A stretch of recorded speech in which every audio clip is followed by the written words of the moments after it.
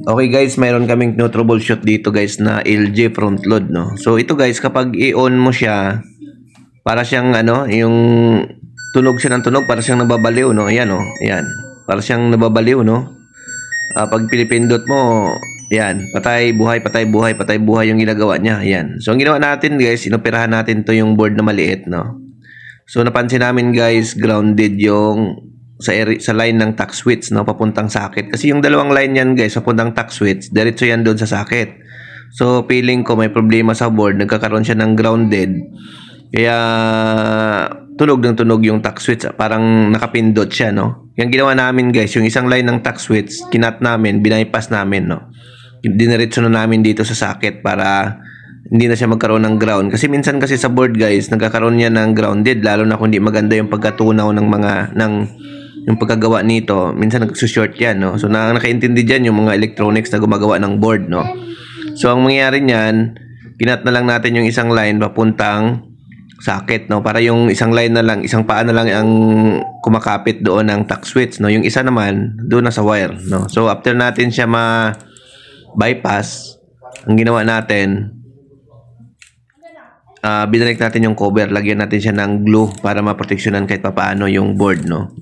So temporary lang ito guys, no, habang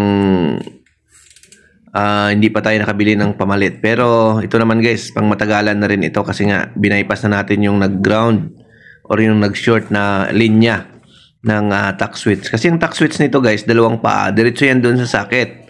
Dumaan lang sa board, no. Pero diretso yan sa socket. Pwede nyo yan direct dalawang paa ng tack switch doon sa socket niya. I-ano nyo lang, ititrace nyo lang kung anong kulay ng socket yung anong wire na ang tinamaan niya doon sa socket, no.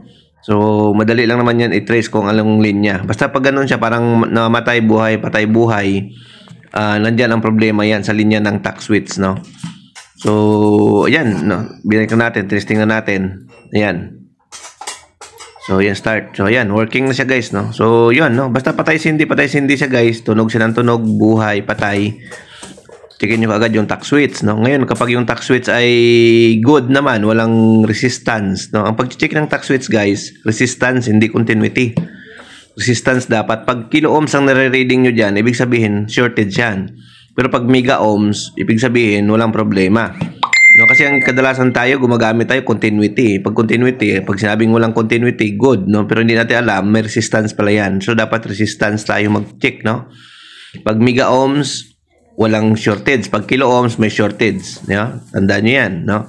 So yan, working na ito, no. So yun, ganun lang naman guys, no. Kapag nag-short yung tack switch niya, may nakita na yun, nabasa kayong kilo ohms, ibig sabihin shortage yan. Pag mega ohms, wala. So ibig sabihin nandoon sa linya ng tack switch. So yun yung i-bypass nyo. Okay guys, thank you, bye bye.